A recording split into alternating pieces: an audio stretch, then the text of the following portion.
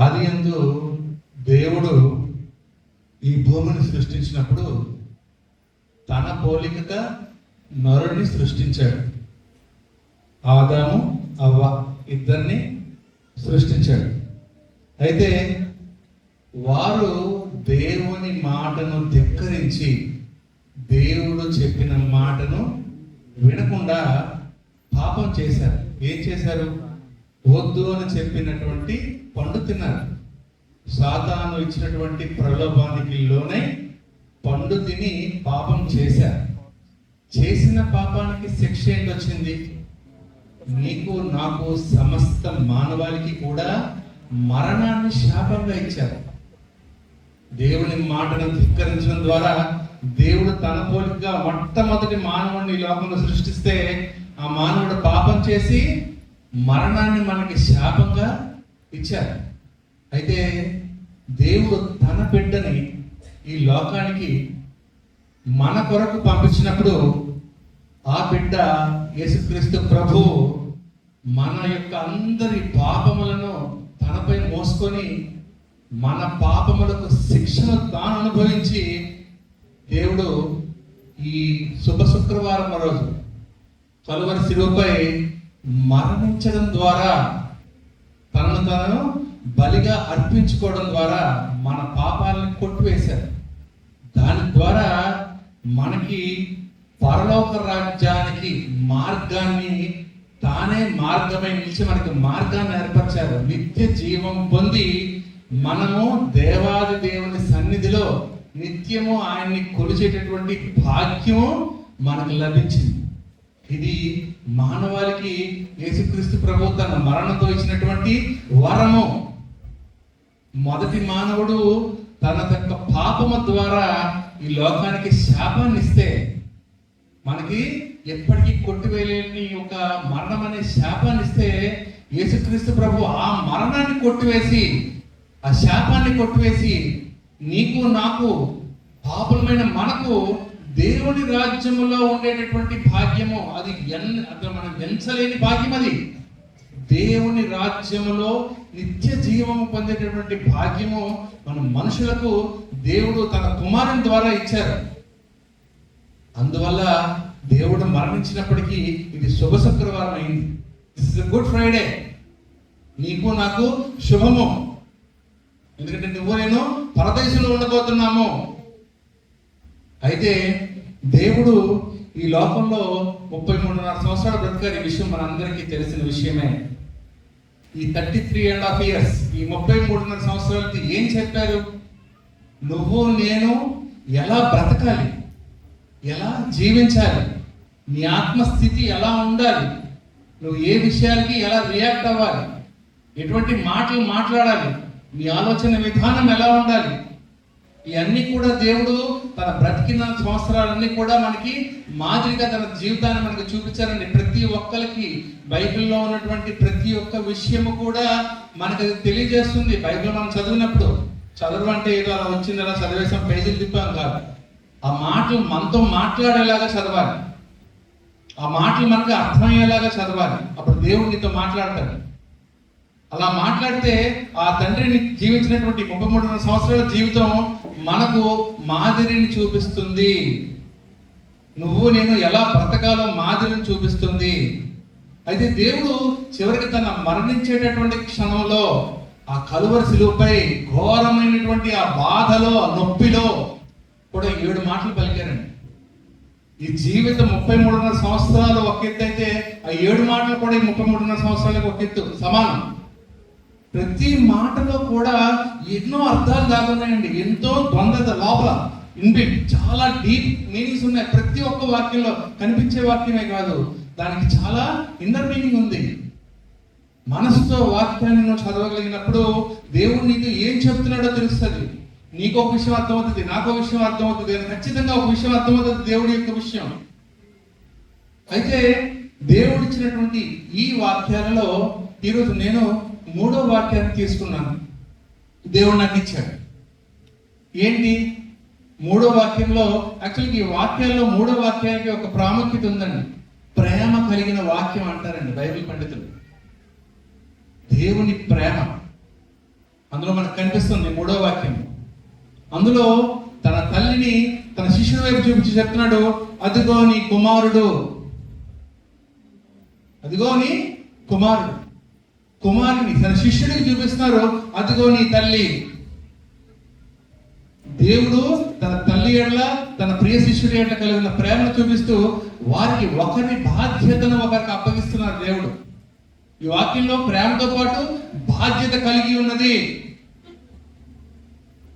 తల్లిదండ్రులకు బిడ్డల పట్ల బాధ్యత, బిడ్డలకు తల్లిదండ్రుల పట్ల బాధ్యత. అదొకటేనా? కాదు. భర్త పట్ల భార్యకి, భార్య పట్ల భర్తకి, నీ కుటుంబీకుల పట్ల ఒకరి పట్ల ఒకరికి, నీ తోటి విశ్వాసులు ఏందో ఒకరి పట్ల ఒకరికి, నీ సొసైటీలో నువ్వు ఉద్యోగం చేసే దగ్గర, నువ్వు వ్యాపారం చేసే దగ్గర, నువ్వు చదువుకునే దగ్గర, నువ్వు నివసించే నీ ఇంటి దగ్గర, నీ చుట్టుపక్కల వారి పట్ల, చివరికి నీ శత్రువు పట్ల ప్రేమ కలిగి బాధ్యత కలిగి జీవించాలి. ఇక్కడ బాధ్యత ఏమిటి? బైబిల్లో వాక్యం ఉందండి, బాలుడు నడవవలసిన త్రోవను వాడికి చూపిస్తే అతను ఏం చేస్తాడు? పెద్ద అయిన తర్వాత దారిలో నుండి తప్పిపోడు కదా. ఇప్పుడు మాట అనుకుందాం, నాకు ఆ కీబోర్డ్ గొప్ప ఇష్టం అండి, నేర్చుకోవడం సరదా, చాలా ఇష్టం. నాకు సలహా చెప్పండి, నేను ఎక్కడికి వెళ్ళాలి? కీబోర్డ్ వచ్చిన వాళ్ళ దగ్గరికి వెళ్ళాలి, బాగా కీబోర్డ్ వచ్చిన వాళ్ళ దగ్గరికి వెళ్ళాలి. ఎంత పెద్ద విద్వాంసుడి దగ్గరికి వెళ్తే, పండితుడి దగ్గరికి వెళ్తే, కీబోర్డ్ వచ్చిన దగ్గరికి వెళ్తే నాకు అంత బాగా కీబోర్డ్ నేర్పిస్తాను, నేను అంత బాగా నేర్చుకుంటాను కదా. వాక్యం, బైబిల్ వాక్యం చదువుతాం, బాలుడు నడవవలసిన త్రోవను వాడికి చూపించు. ఎప్పుడు చూపిస్తావు? నువ్వు ముందా మార్గంలో వెళ్తేనే నీ బిడ్డకి నువ్వు ఆ మార్గం చూపిస్తావు.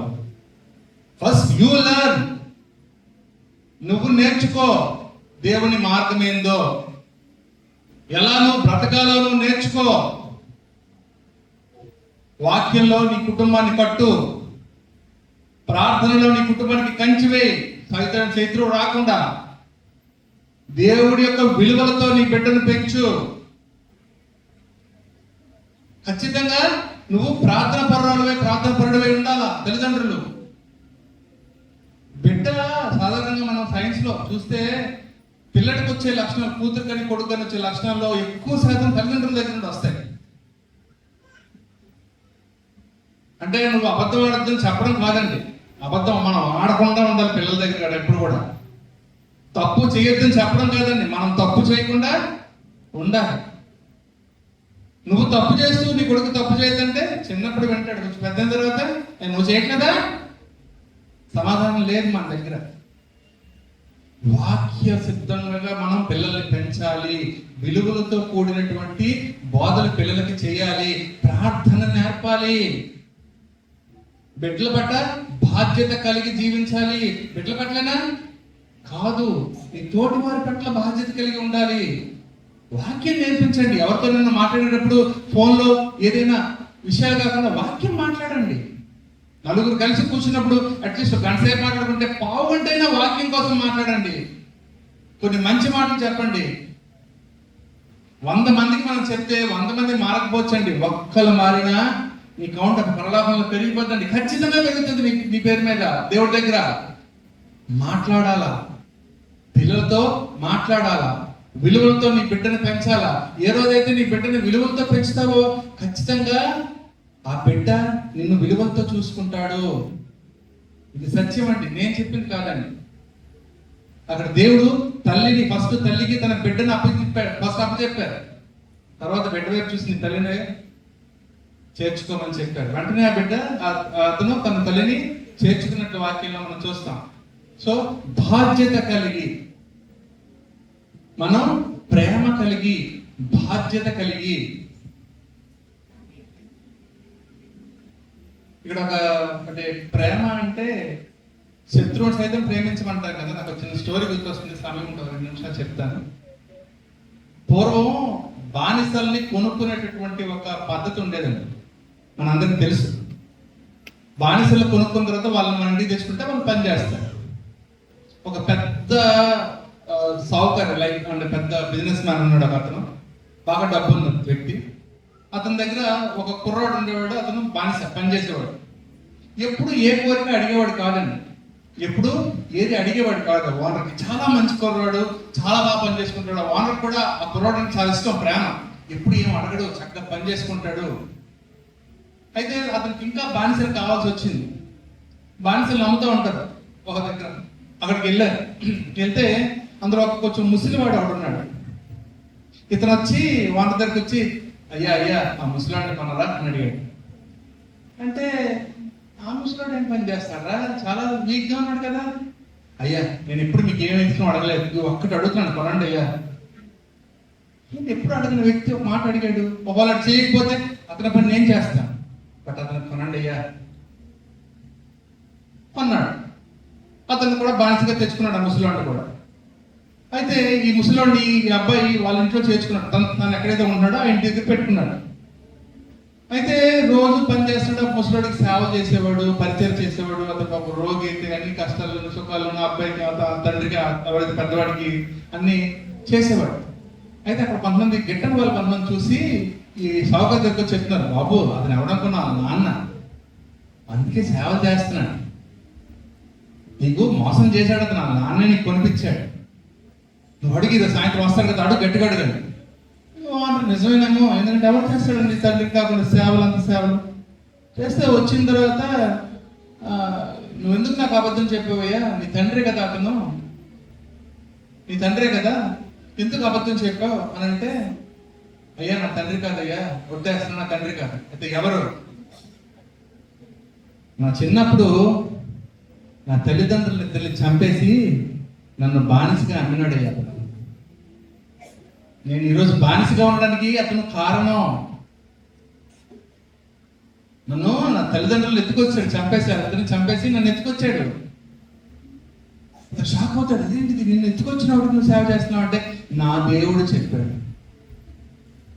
నా దేవుడు చెప్పాడు, ఈ శత్రువుని ప్రేమించు, తన కొరకు ప్రార్థన చేయని చెప్పాడు. నేను నా దేవుడిని నమ్మానయ్యా, అతనిలో నా తండ్రిని నేను చూసుకుంటాను, ఇప్పటికి కూడా తన పనుందా నేనే చేసుకుంటాను కనుక తను ఏమనద్దు. ఆ ఓనరు 2 మోకాల మీద పడిపోయాడండి అతని ముందు, ఆ కుర్రవాడి ముందు. ఎంతటి ప్రేమ కలిగిన దేవుడిని నువ్వు సేవిస్తున్నావా? నువ్వే ఎంత ప్రేమ కలిగి ఉంటే నీ దేవుడు ఇంకెంత ప్రేమ కలిగి ఉన్నాడు.